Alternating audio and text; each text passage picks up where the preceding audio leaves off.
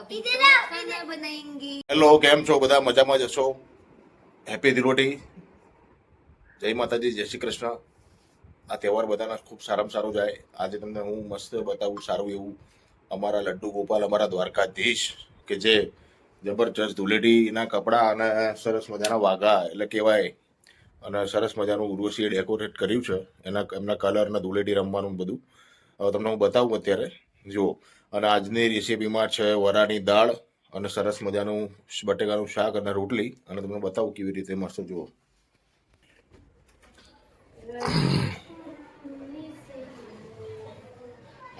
શું કીધું કાકુ? બટેકાનું શાક શું વાલોળનું? શું બટેકાનું શાક છે વાલોળનું? વાલોળનું શાક બનાવવાનું છે. અને જો તમે એવું કહેતા હતા ને મને હમણાં કે તું અવની મોર ખાઈ લે છે પહેલા પછી બધાને ખવડાવે છે, તો જો મેં પહેલા ચા લઈ લીધી, પહેલા હું ચા પીશ પછી તમને કશો વાંધો નહીં. જો અમારા દ્વારકાધીશના મસ્ત રંગી પાણીના ફુગ્ગા અને આ યલો કલર, પછી આ પિચકારી, રાધે રાધે જો મસ્ત. એના પર કાનાજી છે, ગાય માતા છે, પછી અહીંયા લીલો કલર, ગુલાબી કલર જો.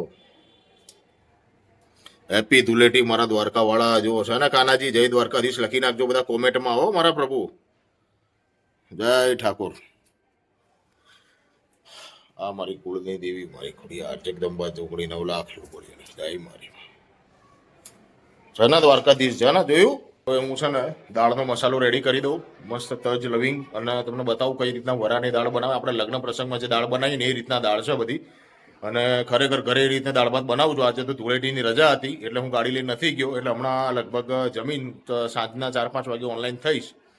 અને આજનો દિવસ તો રજા તો નહીં પડાય. અને સપોર્ટ કરતા રહેજો, લાઇક શેર કોમેન્ટ કરતા રહેજો. અને મારી ચેનલ જલ્દીથી જલ્દી મોનિટાઇઝેશન થઈ જાય એવી પ્રાર્થના મારા દ્વારકાધીશને. અને હવે તમને હમણાં બતાવું. આ ઉર્વશી વાલોડ ખોલી લે એટલે થોડીક હેલ્પ કરાવો મારી, કારણ કે એની રસોઈ બધી અધૂરી છે. આ પહેલા બધું હું જ ખાઈ લઈશ ને પછી તમને બધાને ખાવા આપીશ. સૌથી પહેલા હું જ ખાઈશ. સાની માની છે ને શાક બનાય. તમે હું કીધું તું સૌથી પહેલા ખાઈ છે ને? જો ભાઈ હું કરમ હારા નથી કરતી. હું તો સૌથી પહેલા હું ખાઈ લઉં છું, પછી બધા કઈ જે હોય બનાવીને તું ભાઈ. ચલો, ક્યાં જવું અંચુમાં દીકો? જો મારો કાનુડો જો એકદમ ધૂળેટી રમીને આવ્યો. ઉભો થતો આમ બતાય તો. ઓહો હો, જો તો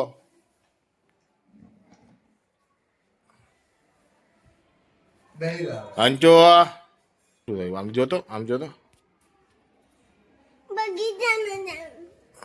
સરસ મજા. અમે 4 વાગે ફાર્મમાં જવાના લે લગા ફટાફટ ફોટો પાડવાનો. ફાર્મ અમારું રાહ ફોટો પાડવાનો છે જલ્દી. આવ માલું. લે હું મારી જાતે લગાવી દઉં. જોવા દો. હવે દાળ આપણે બફાઈ ગઈ છે કમ્પ્લીટ. દાળ બફાઈ જાય આવી રીતે.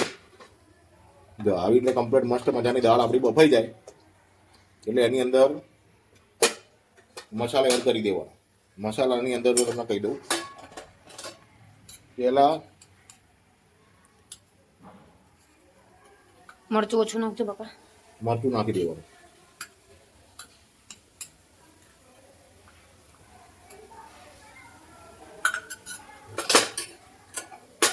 મરચું નાખી થોડો ગરમ મસાલો નાખવાનો, થોડી ઘી નાખી દેવાની, ધાણા જીરું નાખી દેવાનું.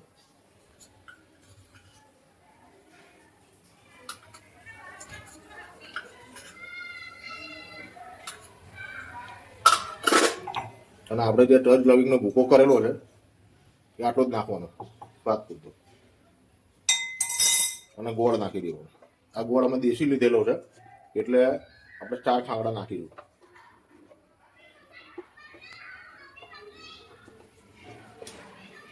પછી ઘટે તો બીજો નાખી દઉં. હવે લીલા મરચાં ક્યાં દઉં? લીલા મરચાં નીચે છે ફ્રીજમાં. મરચાં મેં કટ નાખ્યા છે. અને ટમેટા, પછી સિંગાડા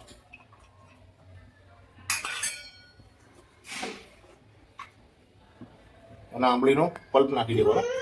આપણે જે આંબલી પલા લીધી એ આંબલીનો પલ્પ આપણે આમાં નાખી દેવાનો.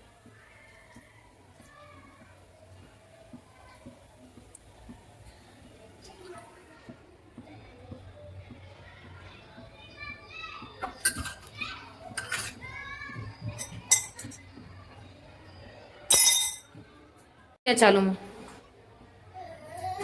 અને કોથમીર નાખી દેવાની. પછી મસ્ત થોડીક વાર સારી રીતે દાળને ઉકળવા દેવાની. એટલે આપણે હલાવી દેવાનું.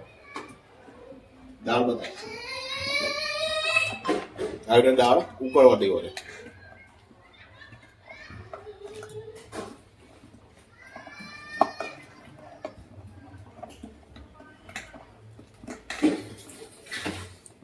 લીલા ધાણા બધું નાખી દીધું. દાણાનો ભૂકો મીઠી દાણા નાખી દેવાના આપણે.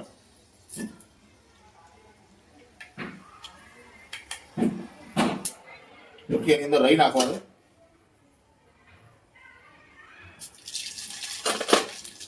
રહી ફૂટી જાય જીરું નાખી દો થોડું. રહી ફૂટે રહી બધા બતાવી રહી ફૂટે એટલે એવું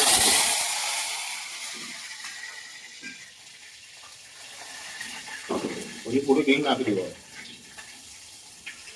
પછી આમાંથી થોડી દાળ લઈ ટીપું નાખી આમાં થોડી દાળ નાખી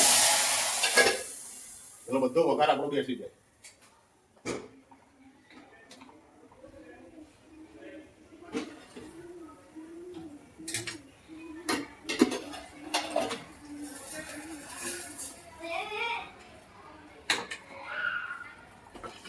પછી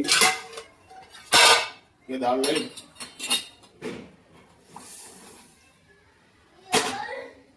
આપણે જે વઘાર કર્યો એ બધો વઘાર આપણે આમાં નાખી દઈએ.